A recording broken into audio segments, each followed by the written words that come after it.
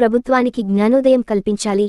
అంబేద్కర్ విగ్రహానికి బీఆర్ఎస్ వినతి పత్రం. పెద్దపల్లి మాజీ ఎమ్మెల్యే దాసరి మనోహర్ రెడ్డి కాంగ్రెస్ ప్రభుత్వం లగచర్ల రైతులపై పెట్టిన అక్రమ కేసులను ఎత్తివేయాలని పెద్దపల్లి మాజీ ఎమ్మెల్యే దాసరి మనోహర్ రెడ్డి డిమాండ్ చేశారు. లగచర్ల రైతులపై అక్రమ కేసులు పెట్టడమే కాకుండా థర్డ్ డిగ్రీ ఉపయోగించి జైలులో పెట్టడాన్ని నిరసిస్తూ బీఆర్ఎస్ వర్కింగ్ ప్రెసిడెంట్ కేటీఆర్ ఇచ్చిన పిలుపు మేరకు మంగళవారం జిల్లా కేంద్రంలోని బస్టాండ్ కూడలిలో ఉన్న అంబేద్కర్ విగ్రహానికి పూలమాలలు వేసి వినతిపత్రం సమర్పించి నిరసన వ్యక్తం చేశారు. ఈ సందర్భంగా మాజీ ఎమ్మెల్యే దాసరి మనోహర్ రెడ్డి మాట్లాడుతూ రైతన్నల చేతులకు బేడీలు వేసిన కాంగ్రెస్ ప్రభుత్వ నిరంకుశ అణచివేత వైఖరిపై ఆగ్రహం వ్యక్తం చేశారు. రైతులపై పెట్టిన అక్రమ కేసులను వెంటనే ఎత్తివేసి వారిని విడుదల చేయాలని డిమాండ్ చేశారు. అంబేద్కర్ కల్పించిన ప్రజాస్వామ్య హక్కులను సీఎం రేవంత్ రెడ్డి కాలరాశారన్నారు. కాంగ్రెస్ ప్రభుత్వానికి జ్ఞానోదయం కల్పించాలన్నారు. లగచర్ల గిరిజన రైతులపై అక్రమ కేసులు బనాయించి ముఖ్యమంత్రి విలాసవంతమైన టూర్లలో పాల్గొంటున్నారని విమర్శించారు. గిరిజన రైతులకు బెయిల్ రాకుండా కోర్టులో అడ్డుకుంటున్నారని, ఛాతీ నొప్పి వచ్చినా చేతులకు బేడీలు వేసి దవాఖానకు తీసుకెళ్లే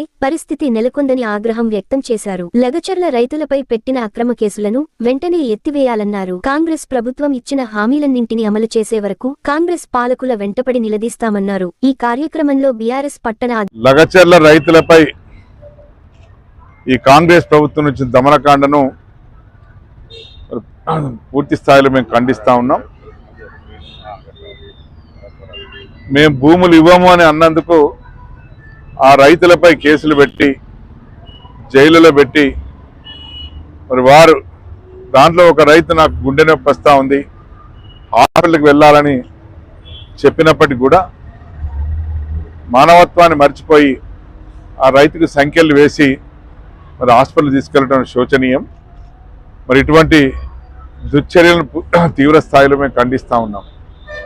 రైతుని చూడకుండా, అందులో గిరిజన రైతు, మరి వయసు పైబడిన వారు, మరి కేవలం వాళ్ళ నేరం ఏంటి? ఒకటే, మా భూములు మేము ఇయ్యము, మేము బతకాలి, మా భూముల బదులు వేరెక్కడైనా పెట్టుకోండి అని అంటే వాళ్ళ మీద కక్ష కట్టి వాళ్ళను తీవ్రమైనటువంటి హింసలకు గురి చేస్తూ జైళ్ళలో పెట్టి వాళ్ళని హింసించేటువంటి విధానం ఈ కాంగ్రెస్ ప్రభుత్వం కొనసాగిస్తూ ఉంది.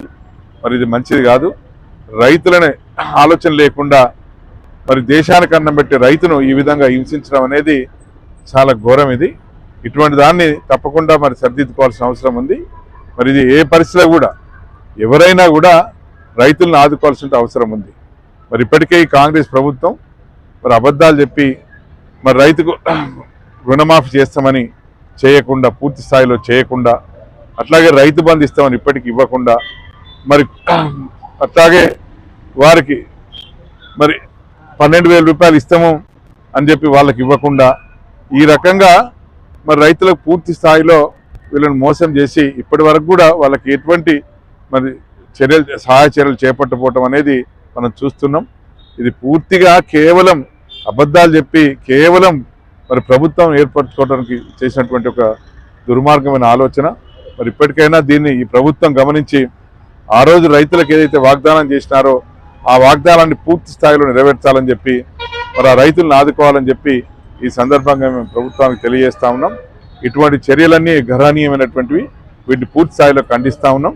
ఇక ముందైనా ఈ ప్రభుత్వం మరొక రైతులకే కాదు, మా ఆడబిడ్డలకు, రైతులకు, విద్యార్థులకు అందరికీ ఏవైతే వాగ్దానాలు చేసినారో ఆ వాగ్దానాలన్నీ కూడా పూర్తి స్థాయిలో నెరవేర్చాలని చెప్పి మరి బీఆర్ఎస్ పార్టీ తరఫున మేము డిమాండ్ చేస్తా ఉన్నాం.